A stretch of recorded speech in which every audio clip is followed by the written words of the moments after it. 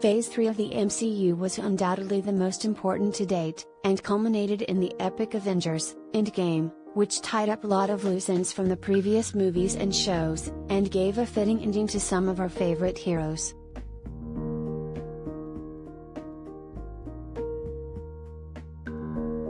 The first 3 phases weren't exactly fast at building towards this finale, but frequent crossovers kept fans hooked and intrigued to see what may happen when, or who might appear where.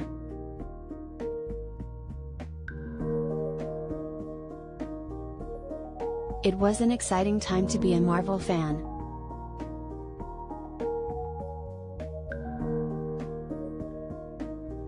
Now Phase 4 is here, and it may need some time to establish new beginnings, but Marvel needs to quickly establish an end goal for the phase, or at least hint towards some sort of common denominator across the content.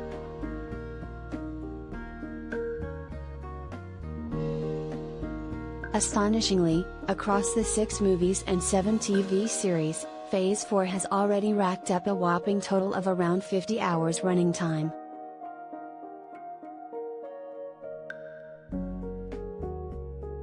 To put that into perspective, the first 3 series combined had a total of around 51 hours running time, so we're almost up to that point already, and there is a lot more to come.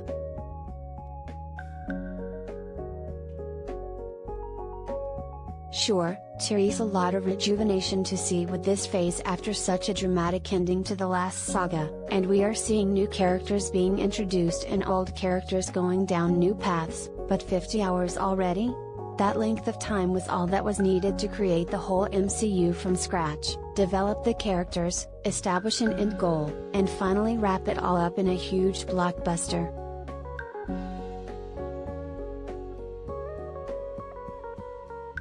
For many die-hard Marvel fans, this plethora of content may be seen as a positive. There's more to watch than ever before.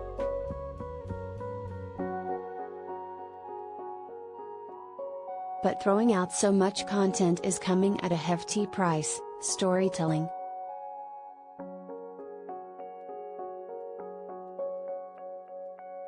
Collider Video of the Day: Marvel became renowned for its storytelling, with trilogies like Iron Man and Thor being cleverly used to flesh out individual arcs, but then the characters would be seen collaborating in films like Avengers.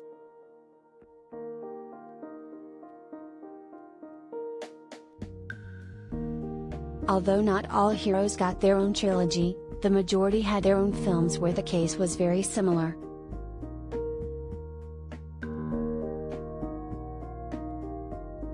This gave us a huge amount of backstory to all the characters involved in the MCU, adding depth to the blockbuster events like Avengers, Infinity War and Endgame.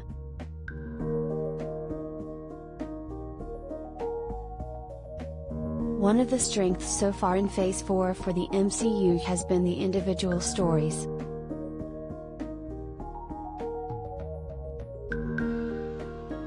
Ms. Marvel introduced us to Kamala Khan, Iman Vellani, whilst Shang-Chi and the Legend of the Ten Rings brought us Shang-Chi, Simu Liu, and these were both great examples of storytelling.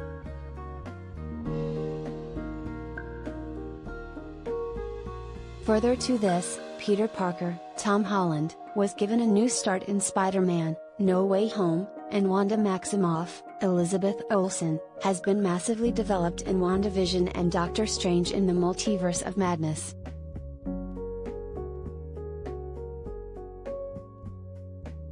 Whilst these new introductions and developments of existing characters have been effective and intriguing, they haven't served a greater purpose.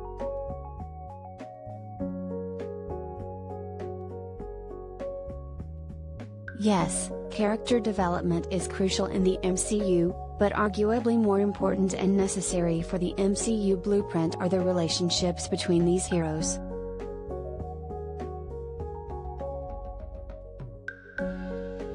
If Marvel doesn't start to at least hint at an end goal tying everybody's stories together soon, many fans are going to lose interest.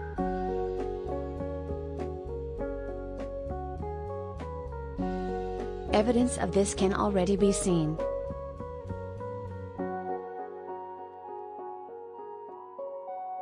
Thor: Love and Thunder had a huge opening at the box office, but its second weekend saw a nosedive of 68% in revenue.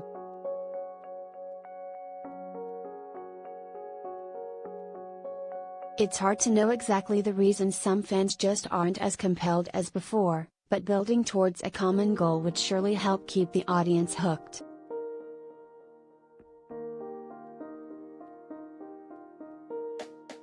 This is partially a problem of Marvel's own making and almost the cost of their previous success.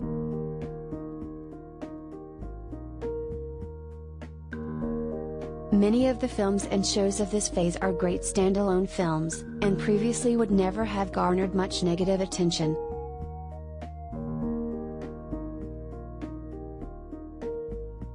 But it's the blueprint which Marvel set out in the previous phases that is now coming back to bite them.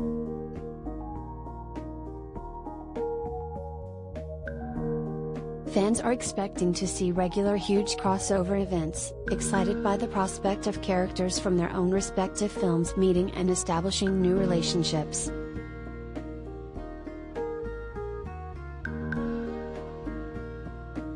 We are still seeing this sporadically, most recently with the appearance of Captain Marvel, Brie Larson, in the finale of MCU.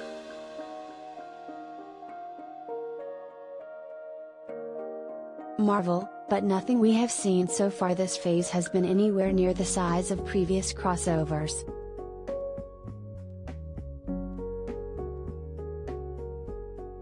The aforementioned running time of Phase 4 has another unintended knock-on effect of making it difficult for fans to keep up with the latest developments in the universe.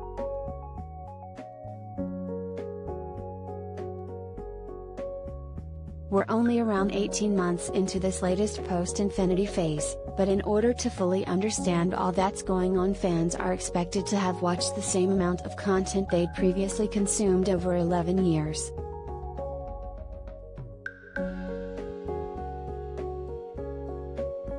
For many, this just isn't realistic, and viewers can find themselves losing further interest due to not knowing what they should have watched to fully comprehend the latest releases.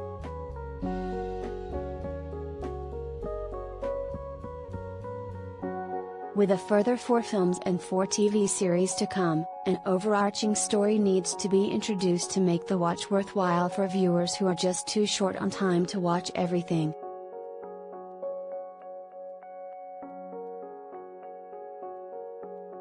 To give Marvel their due, it is a positive that they haven't rushed into just shoving another Thanos in our faces and making this phase a carbon copy of the Infinity Saga, but they really need to give us something.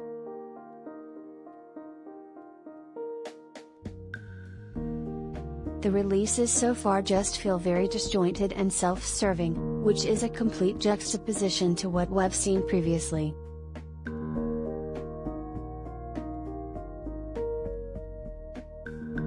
Captain America: Civil War was an example of the fact that the crossover events don't even need to be everyone on the same side, and there isn't always the need for a common enemy, but something is needed to bring together all these scattered parts.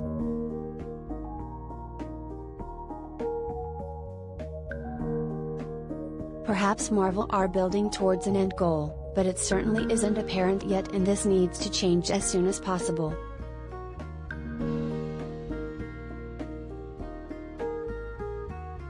The previously mentioned Thor: Love and Thunder drop in box office revenue on its second weekend is clear evidence that fans are losing interest.